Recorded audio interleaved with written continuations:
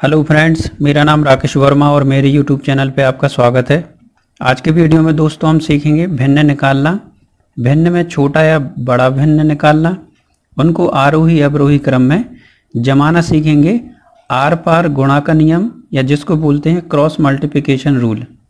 तो दोस्तों इस क्रॉस मल्टीप्लिकेशन रूल से आज हम सीखेंगे छोटा बड़ा भिन्न और आरोही अवरोही क्रम में भिन्नों के लिए जमाना। तो दोस्तों इसके पहले के वीडियो में मैं आपको 3 नियम बता चुका हूं। एक तो भाग का नियम, उससे भी हमने भिन्न निकालना सीखा। दूसरा है अंतर का नियम और तीसरा था समहार का नियम, जिससे हमने छोटा बड़ा भिन्न निकालना भी सीखा था। यदि आपने वो वीडियो नहीं देखे तो जरूर देखें, उनसे भी आप भिन्न निकालना सीख सकते हैं उनको और आरोही अवरोही क्रम में जमाना सीख सकते हैं। तो दोस्तों ये है चौथा नियम, क्रॉस मल्टीप्लिकेशन नियम। तो आज हम इससे सीखेंगे आरोही अवरोही क्रम में जमाना। सबसे पहले जानते हैं अवरोही क्रम क्या होता है। तो जब हम किसी भिन्न को अवरोही क्रम में जमाना होता है या किसी संख्या को अवरोही क्रम में जमाना होता है तो सबसे पहले हम बड़ा भिन्न या बड़ी संख्या लेते हैं, उसके बाद उससे छोटी, फिर उससे छोटी और सबसे छोटी, जिसको हम इस साइन से प्रदर्शित करते हैं।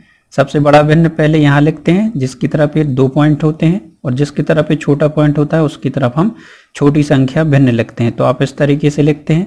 और आरोही क्रम में सबसे पहले हम छोटी संख्या छोटा भिन्न लिखते हैं और उसके बाद में उससे बड़ा और सबसे बड़ा भिन्न हम लिखते हैं। तो चलिए क्रॉस मल्टीप्लिकेशन रूल से सीखते हैं। हमने देखिए यहाँ 3 सवाल लिए हैं। तो हम पहला भिन्न लेते हैं, जैसे ये दिया है 1/6, 2/9, 4/15 और 3/11। तो दोस्तों हम सबसे पहले इस सवाल को करते हैं। हम ये कुछ भिन्न दिए हुए हैं और इस भिन्न को हम क्रॉस मल्टीप्लिकेशन रूल से किस तरीके से करेंगे। तो सबसे पहले यहाँ दोस्तों हमें ये देखिए 5 भिन्न दिए हैं, यहाँ पर 4 भिन्न दिए हैं। तो सबसे पहले हम 2 भिन्न को लेके आपस में क्रॉस मल्टीप्लिकेशन करेंगे और उसके द्वारा हम भिन्न निकालेंगे। सबसे पहले देखिए दोस्तों हम शुरू से करेंगे। पहले ये 2 भिन्न लेंगे, इसके बाद लेंगे ये दोनों भिन्न, इनका करेंगे क्रॉस मल्टीप्लिकेशन और फिर हम इसका इन लास्ट के 2 भिन्नों का हम करेंगे। चलिए सबसे पहले हम इन दोनों भिन्नों को लेते हैं। देखिए किस तरीके से करना है। हमने लिया 1/6 और फिर लिया 2/9। इसके बाद हमें क्रॉस मल्टीप्लिकेशन कैसे करना है। इस वाले हर का 9 का मतलब इस वाली संख्या के अंश से गुणा करना है और इस वाले हर का इस वाली संख्या से गुणा करना है। तो जैसे हमने गुणा किया 9 एकम 9 हुआ तो 9 आएगा 1/6 के नीचे।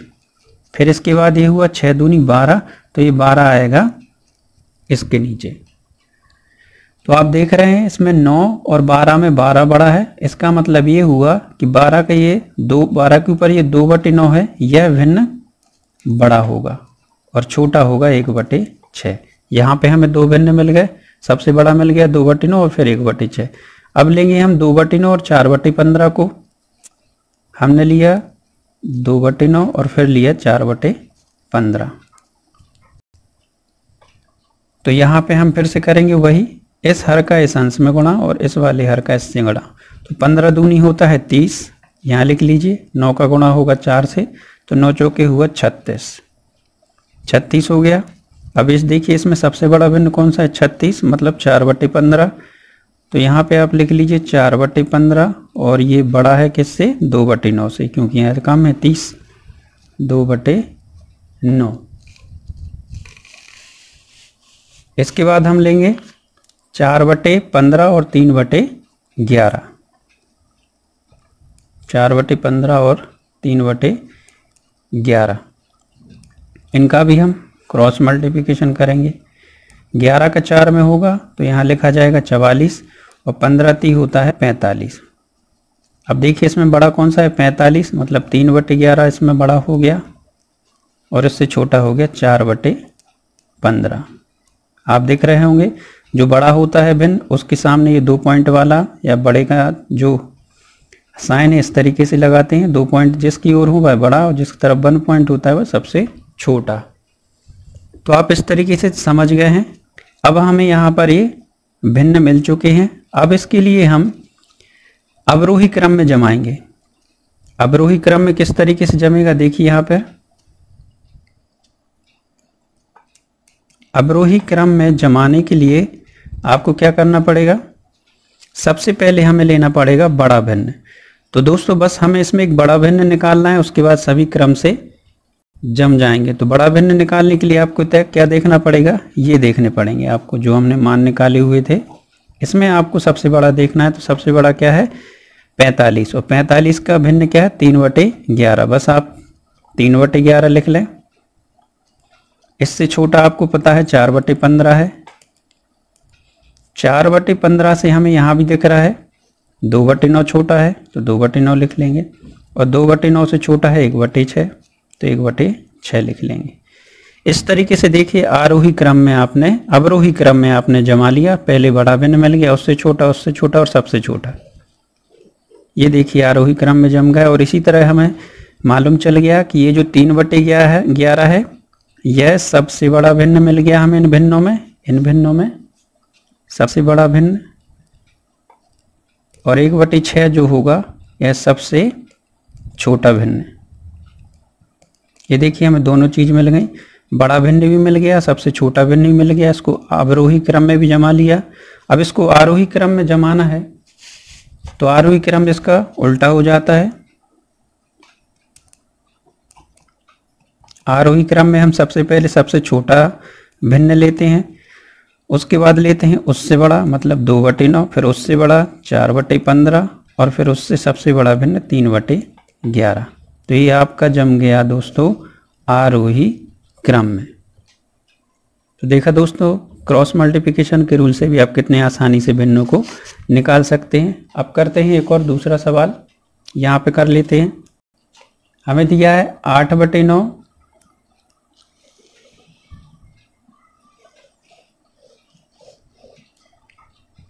8/9 6/7 3/4 5/8 और 3/5। सबसे पहले हम इन दोनों भिन्नों का करेंगे, इसके बाद इन दोनों भिन्न का आपस में क्रॉस मल्टीप्लिकेशन, फिर इसका और अंत में इन दोनों का। चलिए शुरू कर लेते हैं। 8/9 और 6/7 को लेते हैं। 8/9 फिर ले लीजिए 6/7, इसका क्रॉस मल्टीप्लिकेशन कीजिए। 7 का होगा इस वाले अंश में गुणा और 9 का होगा इस वाले अंश में। 7 8 हो जाएगा 56, तो यहाँ लिखेंगे। 9 छंग होगा 54, तो यहाँ पर लिखेंगे। अब आप देख रहे हैं इसमें 56 बड़ा है, मतलब 8/9 भिन्न है, यह बड़ा मिल गया हमें इन दोनों में, और 6/7 इससे छोटा। इसके बाद लेंगे 6/7 और 3/4 को। तो हमने लिया 6/7 और 3/4। इसमें निकालेंगे इस वाले हर का इस अंश में गुणा और इस वाले हर का इसमें। 6 चौके हो गया 24 और 7 3 हुआ 21। इन दोनों में बड़ा कौन सा है 24, मतलब 6/7, और इससे छोटा हुआ 3/4। अब हमें लेना है फिर 3/4 और 5/8। 3/4 5/8। आप इसका करेंगे आप क्रॉस मल्टीप्लिकेशन, तो 8 3 हुआ 24 और 4 5 हुआ 20। आप इसमें देख रहे हैं 24 बड़ा है, 3/4 भिन्न बड़ा मिल गया इसमें। 3/4 बड़ा मिल गया 5/8। इसी तरीके से अब हमें लेना है अगला, यहाँ पे लिख लेते हैं। ये हो गया आपका 5/8 और अगला ले लिए 3/5। क्रॉस मल्टीप्लिकेशन होगा, 5 25 हुआ, 8 3 हुआ 24, सबसे बड़ा है आपका 25, 5/8, ये इससे छोटा होगा 3/5।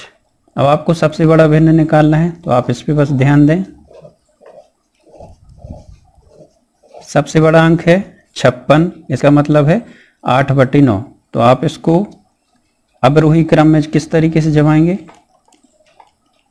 सबसे पहले इसमें लेते हैं हम बड़ा भिन्न। तो बड़ा भिन्न हमें पता है सबसे बड़ा अंक कितना है 8/9, तो आप अवरोही क्रम में इस तरीके से जम जाएगा। 8/9 इससे छोटा है 6/7, इसके बाद आपको मिल जाएगा, देखिए 6/7 से छोटा है 3/4, 3/4 से छोटा है 5/8 और 5/8 से छोटा है 3/5। ये हो गया आपका अवरोही क्रम। इससे पता चल गया है कि सबसे बड़ा भिन्न है आपका 8/9 और सबसे छोटा भिन्न है 3/5। तो आप इसको आरोही क्रम में भी जमा सकते हैं।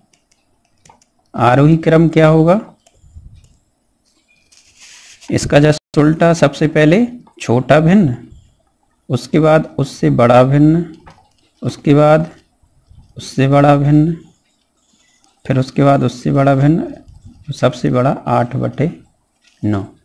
तो देखा दोस्तों आपने, आरोही अवरोही क्रम में आप इस भिन्न को किस तरीके से जमा सकते हैं। एक ये हो गया आपका और ये हो गया आरोही क्रम।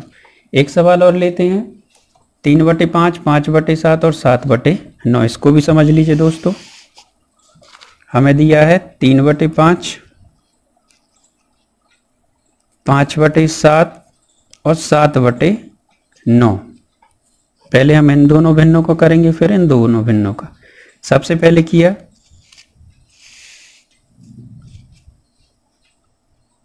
3/5 और 5/7 का, तो क्या मिला, 7 का गुणा 3 में होगा, 5 का 5 में, 7 3 हुआ 21, 5 का गुणा 5 में हुआ तो 25, सबसे बड़ा भिन्न 25 मतलब 5/7, ये बड़ा होगा 3/5 से। अगला भिन्न यहाँ ले लेंगे 5/7 और 7/9, 5/7 और फिर 7/9। क्या मिला हमारे लिए, क्रॉस मल्टीप्लिकेशन, 5 नाम हुआ 45 और 7 7 हुआ 49। इसमें 49 बड़ा है मतलब 7/9 बड़ा होगा 5/7 से। अब आप इसको अवरोही क्रम में जमा सकते हैं। अवरोही क्रम क्या होगा, पहले सबसे बड़ा भिन्न, उसके बाद सबसे छोटा।